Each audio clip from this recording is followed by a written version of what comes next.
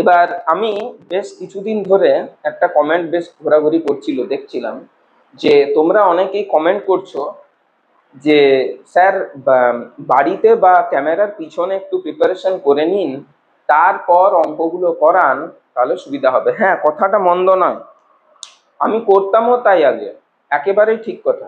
কারণ আমি এখানে হিজিবিজি কিছু করছি, দেন সেটাকে মুছে পরে আবার কিছু করছি, এটা দেখতে হলে তোমাদেরও খারাপই লাগে।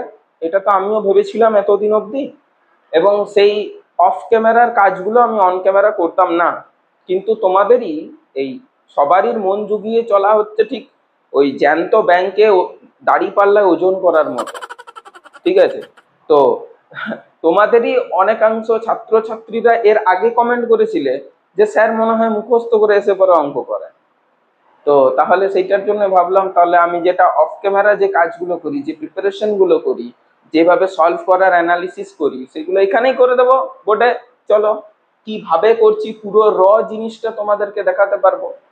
তো সেটাতেও দেখছি কিছু কিছু ছেলে মেয়ের সমস্যা। তো আমি করে তো করে কিয়া, কি করা যায় তাহলে বলো? এটা হচ্ছে ব্যাপার।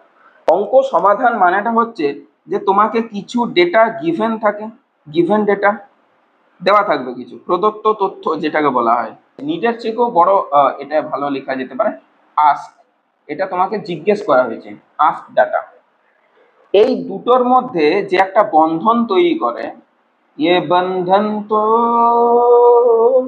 प्यार का बंधन है, ব্রিজ তৈরি করে একটা। কথাটা বোঝা গেল? একটা ব্রিজ তৈরি করে।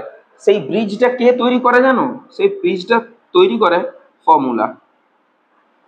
ফর্মুলা আছে, সেইগুলোই কিন্তু গিভেন ডাটা থেকে আস্ক ডাটাতে কনভার্ট করতে সাহায্য করে। কিছু দেওয়া থাকে আর কোনো একটা বা দুটো জিনিস তোমাকে বার করতে হয়। এটাই হচ্ছে অঙ্ক করার নিয়ম, এটাই হচ্ছে অঙ্ক করার কৌশল। তো তাহলে এই জিনিসটা যখন আমি করছি, আমার প্রসেসটা এইভাবেই থাকে, কিন্তু তুমি লক্ষ্য করবে। আর আমার মনে হয় যে কিছু জিনিসটা যদি দেখানো হয়, তাহলে ছেলে মেয়েদের অঙ্ক করার কৌশলটা কিন্তু আরো ইমপ্রুভ করবে। যে আচ্ছা স্যার কিভাবে করে এই অঙ্কটা তো আমি তো পারছিলাম না, কিভাবে করছি। সেই কারণে জিনিসগুলো খুঁটিয়ে খুঁটিয়ে বলা হয়। অনেক সময় সেটা বলতে গিয়ে পরে, যেহেতু আমি তো অন্তর্যামী নই যে কোন প্রসেসে গিয়ে পরে উত্তরটা ম্যাচ করবে, আমি অনুমানকারী, অন্তর্যামী নই। তো সেটার খাতিরেই অনেক সময় কম বেশি কিছু হয়। তো সেটার জন্য কুরুচিকর মন্তব্য করো না, খারাপ লাগে নিজেরই। আর যদি বেশি কিছু করো তাহলে আমি রিমুভ করে দেবো। I have the power.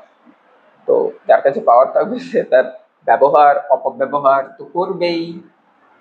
চলো 29।